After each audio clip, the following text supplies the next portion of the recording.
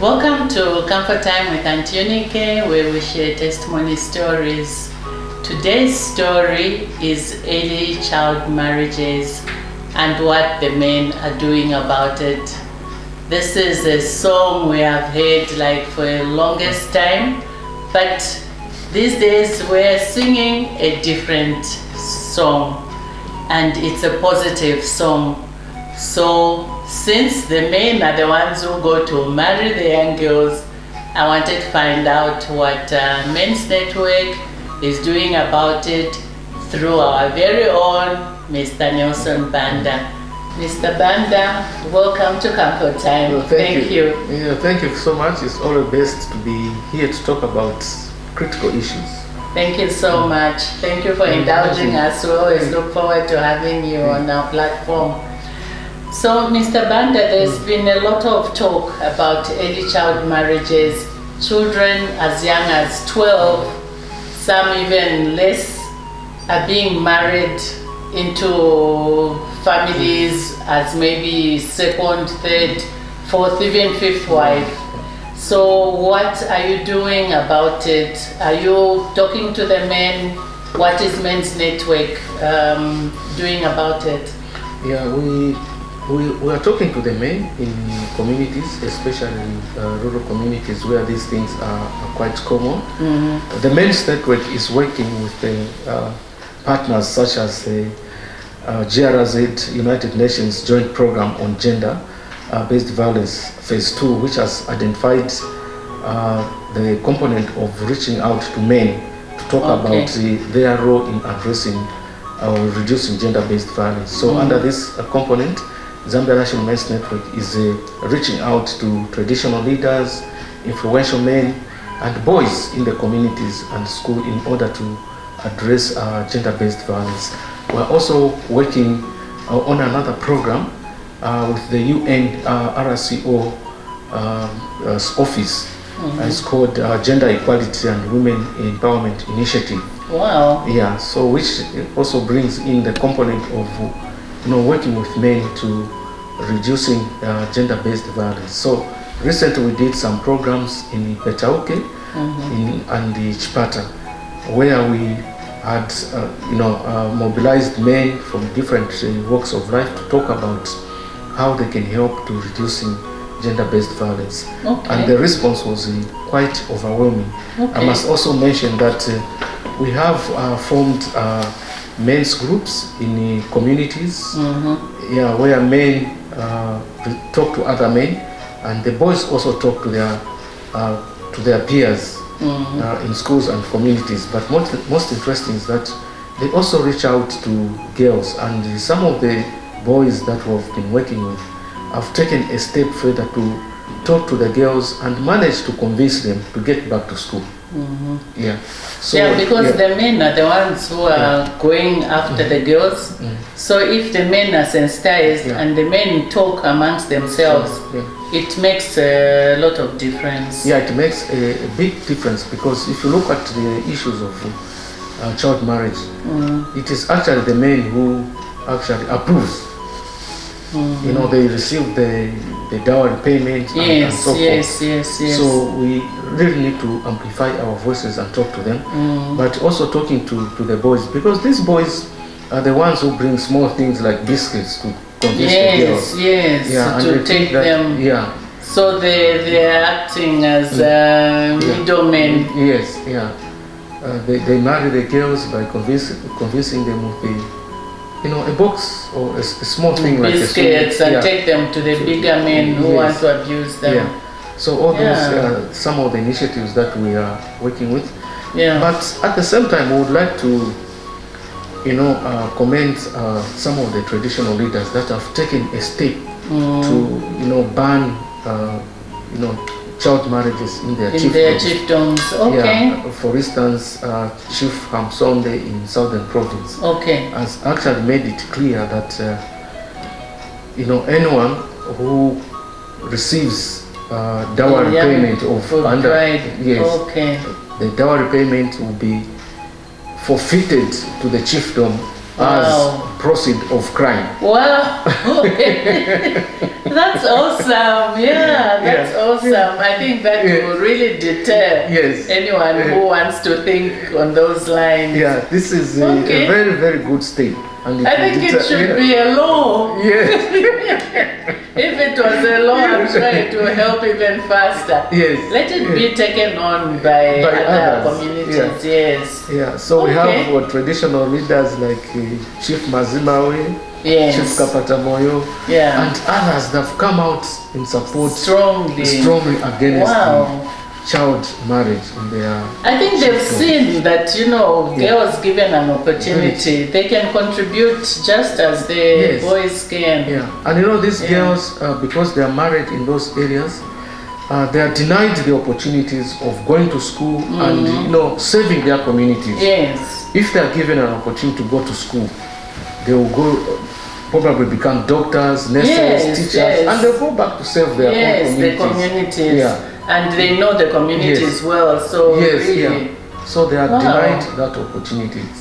Yeah, no, so we're very excited that you know, working with the different partners at the level of the United Nations Resident Coordinator's Office, I think it's a huge a milestone for us. Yeah, to be identified as an organization that can work.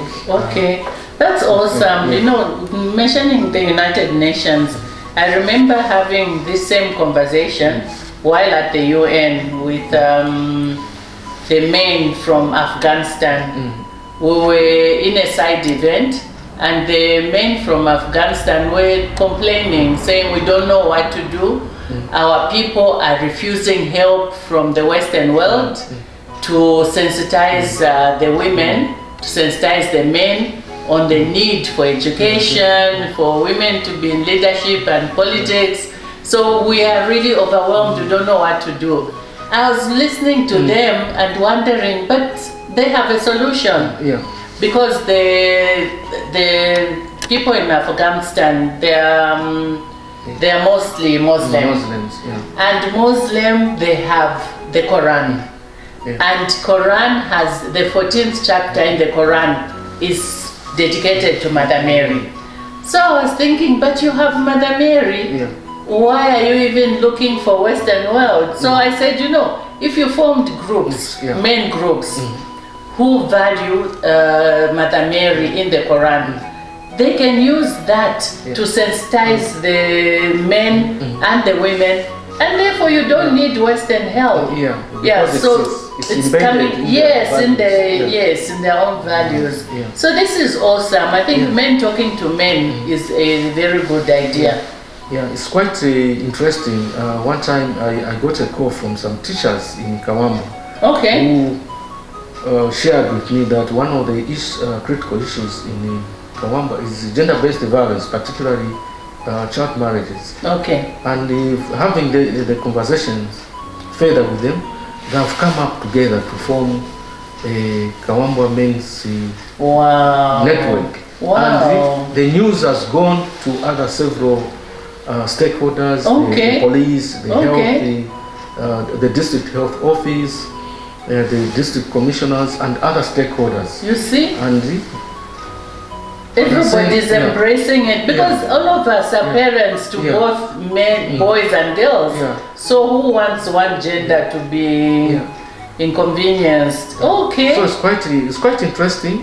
And I told the chairperson that you're giving me more work. I told you. No, please embrace it. We need you. We need you. You know, whatever things we can support them, materials such as stationery to do their work. So, but I think that's something any institution will gladly give you. You know. Wow, this is so awesome. So it's quite interesting that men are taking the lead now. And they've seen the beauty of having both women and men move together as one. And in one of the conversations that we had with the boys themselves challenged us to say, yes, this is very important, but we should also work with our sisters. So we took it as a very good lesson learned. So they're sending us a message, and using their own words, they said, don't repeat mistakes that were done 40 years ago, where the focus was on women and girls, but we need both men, women and girls. That is so true. That is so true. It's the same issue we're discussing, saying we focus on the girls. The girls reach a certain level, and then the boys remain behind. So now when the girls are looking for men to get married to, the ones that are there are not worth getting married to. Then what have you? Because they are busy drinking. Or involved in vices that will make the women look who wants such a man anyway. So we are not really doing ourselves any good. So it's important actually that we move at par. So our boys are doing very interesting work. There's a boy who's doing very, very well in Chongo. And I hope that one day we can give him a platform. Anytime. He comes from it's good for others to see what you're doing. No, thank you so much that you're taking it up to that level. Thank you so much for those encouraging words. That is enough fuel for us to move forward. No, the fuel is going to come as the word is shared. People realize, we all realize, I'm a mother of 4, 2 boys and twin boys. And I want all of them to thrive.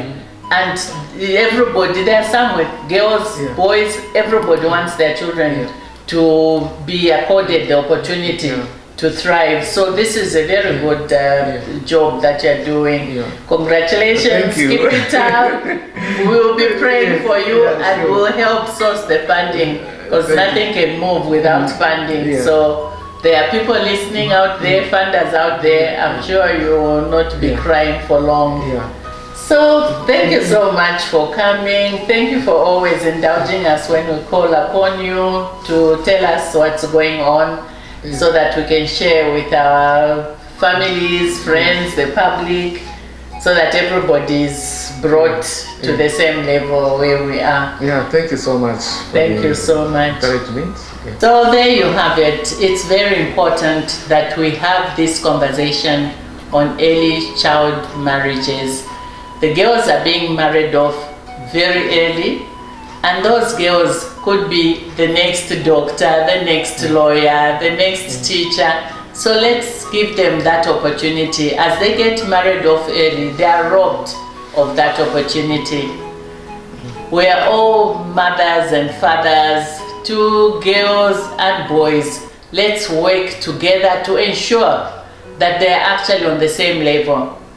Right now we have to fight to make sure that we are not promoting one gender over the other gender, because this might be a problem for us in future, where the girls may not be interested in the boys because they are below par. So let's work together to ensure that we do the right thing. We bring the girls and the boys together to be growing up together with the same intelligence, the same opportunities.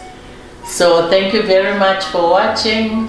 For those who have subscribed, we're saying thank you. Those who haven't yet subscribed, please do. And always remember to give us a thumbs up. That helps us to get the word out there. Thank you so much. Stay blessed. See you in the next video.